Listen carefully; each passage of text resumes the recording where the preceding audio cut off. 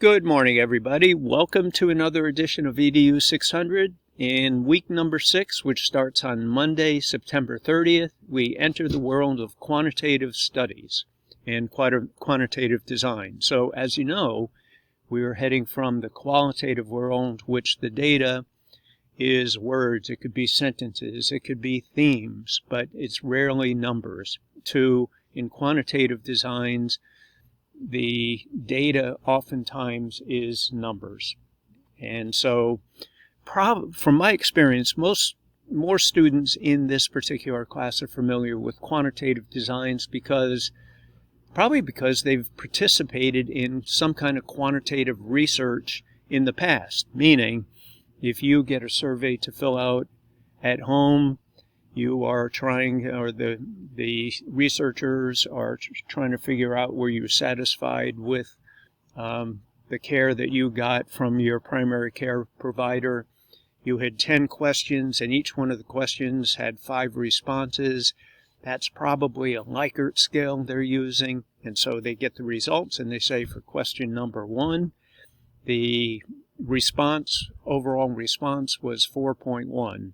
And the second one, the response was 4.8, etc. So most of us have participated in some form of quantitative designs. And the difference, well, there's quite a few differences, but coming from the world of qualitative to quantitative, I've heard both approaches. Some people, when it comes to the analysis portion, some people say, oh, quantitative is so much easier than qualitative. And then you drill down a bit and you say, why? And they say, well, it's all numbers. Numbers make sense. Looking at themes, looking at answers from people, just say in a focus groups, are a little bit more subjective than numbers. So I'll leave that up to you, which is a little more easy to understand. But as we move through the quantitative designs over the next 3 weeks, we'll dig into certain aspects of quantitative designs and also the analysis of quantitative designs. So, get right to it. Have an introduction here, including, something about COVID.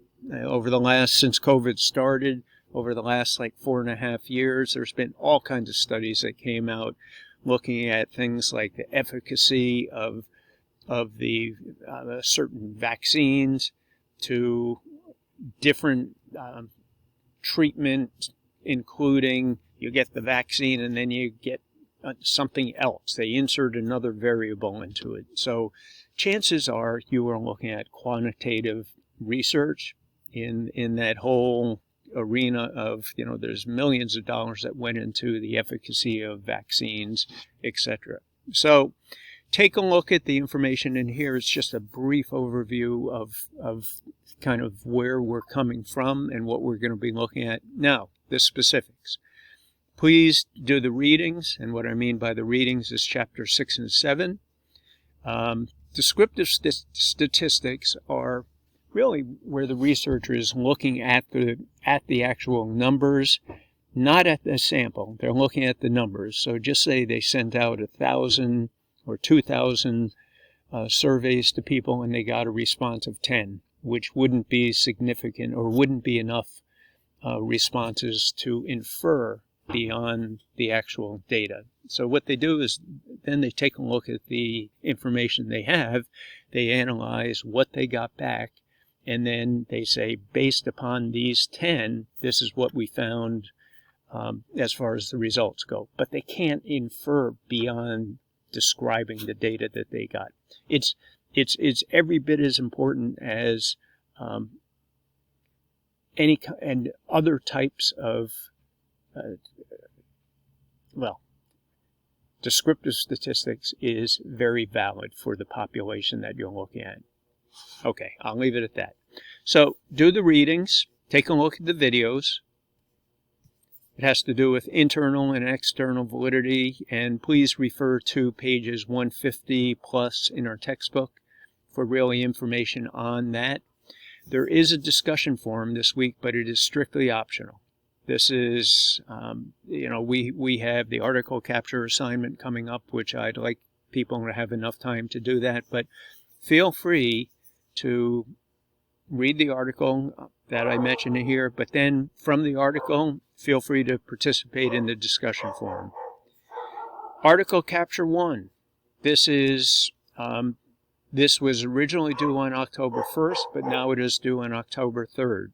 So please, a couple extra days. I just thought things were coming too fast for a bunch of people. I wanted everybody to have enough time to be able to do the article capture assignment. And then a heads up, we have the critique of the qualitative article coming up on October 13th. I'll have more information on this in next week's video and next week's information. So let's come down here. Here's the headings we use in the next assignment. Discussion topic, this is optional. And then the qualitative critique, which isn't due until October 13th. So you have some time on that. But I just wanted to get it out there so people have an idea of what's involved with that. So there is just one thing I wanted to point out. So let me go back to week 4. Week 4, come down to the bottom. Here's the article captures. So when you do submit your assignment, I mean, there's different ways of doing it, but if you're in week number 5, you have to go back to week number 4. And then as you can see, the due date was changed from October 1st to October 3rd. So please let me know if you have any questions, comments, concerns. I'm here to help. And thank you for sticking with the course. Thank you for posting your topics. I'm pretty sure I've gotten to everybody else, but if I didn't make a comment on yours, I have to say then it's fine.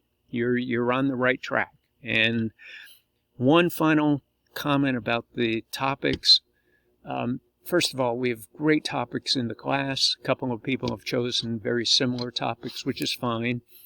But you have the leeway moving forward. Once you get into the topic, you can change it. You can tweak it. It's really entirely up to you, because what happens, oftentimes you start analyzing the articles and then you say, this isn't actually the topic I was looking for. So then you change the sentence or change the topic. You tweak it in certain ways. So you have the option to do that. So I'll leave it at that. I hope you have a wonderful Sunday, and I'll see you online this week. Bye, everybody.